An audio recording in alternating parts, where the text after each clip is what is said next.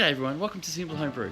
Today is a rotten old day and I was sitting around the house wondering what to do with myself, and I thought, bugger it, I'll make a video on the Mangrove Jacks Temperature Controller. I hope you enjoy it.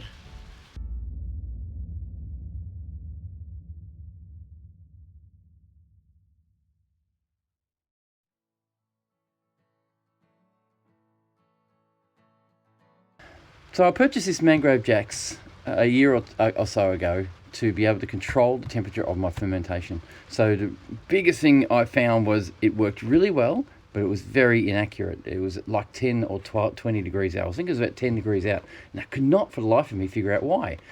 So the reason why I'm doing this video today is to show you what I figured out and what I learned. The biggest thing to do is read the instructions. Something I never do because I'm a bloke, and blokes don't seem to need to, but we really do need to read the instructions, and it works brilliantly when you read the instructions. Anyway, so what I'm here for today is to show you how to use it. So what we start with is that temperature rating there. It's on heat at the moment. So when you use these things, you actually have a heating and a cooling side. The cooling side goes to your fridge, which turns your fridge on and off depending on the temperature, and the heating side is a heating side to a heating element of some type. You know, Mangrove Jacks, whatever heating element you must be using.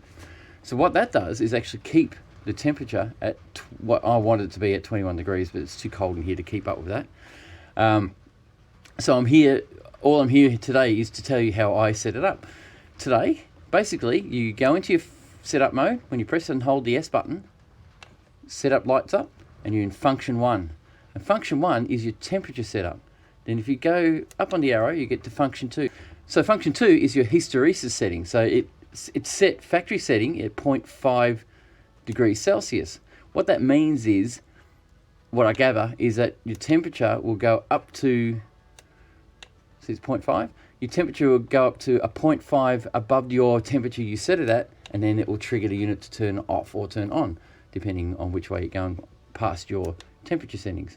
The reason for that is if you had it on 0, and your temperature was 20 degrees, let's say, or set to 20 degrees, you will have this unit turning off and on constantly. So you don't want that to happen. So what it does, it stops it from flickering all the time or clicking all the time, which is just a delay, basically. Function 3, I'll go back in. Function 3 is your cooling delay time. So you can actually delay it by 3 minutes, which is factory set at 3 minutes. We leave that alone as well. Function 4 is your temperature calibration. This is where I went wrong. One time I went in here, it says 0, 0. So that's calibrated to perfect 0. Sorry, to within the unit it says 21 degrees is 21 degrees. If you want to change it, you can increase it.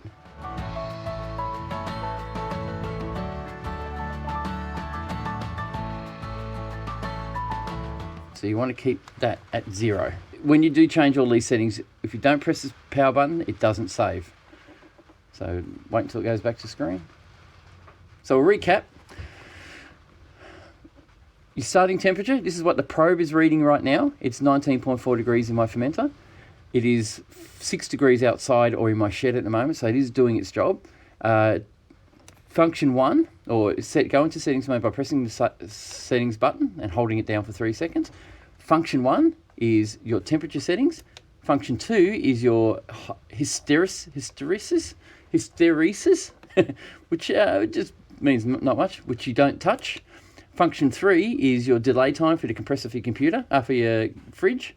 Do not touch. Function 4 is your temperature calibration. So if your temperature is out by 1-2 degrees, you can calibrate that to make it back or make it more accurate. And to save, you just press power. Done. So now that is set at 21 degrees Celsius. It's going to let me heat my fermenter up to 21 degrees Celsius. If it goes above 21 degrees Celsius, it will turn off. Wait 3 minutes. If the temperature doesn't drop, the fridge will turn on and it will start cooling it. That's what that time delay is for. So I hope this helps. It should be handy for anyone to see this, and I hope it works for you guys. So all I have to say now is just let you know that this thing is brilliant. It works a charm. It's from Mangrove Jacks Brewing Co. And it's been a pretty good unit, reliable, strong, and it's done its job for a very long time. Cool. So I'll just show you guys what I'm doing with this unit. just here is my probe wire. That is my heater wire. Now normally we would have the fridge plugged into it, but at the moment in this shed it is about 6 degrees outside, so it's pretty cold. So I don't need a fridge at the moment to run. I have set the temperature at 21 degrees. I can't get it above 20 degrees at the moment, which is all right. It says I need to ferment it at around about 20 degrees anyway, or above. So it's working quite well. I have in here another idea from you guys out there. Just grab an old, what do you call these things? An old stubby holder, cut it up, and that is a great insulator for your probe. So that's my probe inside the actual stubby holder against the fermenter. And the fermenter has a little bit of warmth to it, which is what we want. We're trying to keep that warm so that we can brew properly. Now the temperature, like I said, is saying 22 here, but the unit is actually saying 19.5. So we're within our parameters anyway, so it's not completely accurate. So that's how that works. Usually you'd have your fridge hooked up to this, and what will happen is your, your probe will read, let's say 19 degrees, turn the fridge off because it wants to heat it up. Once it heats it up, it'll turn the heating off, wait 3 minutes, and then turn the fridge on to cool it back down again, to keep it at a level temperature. And you kind of think hopefully that works.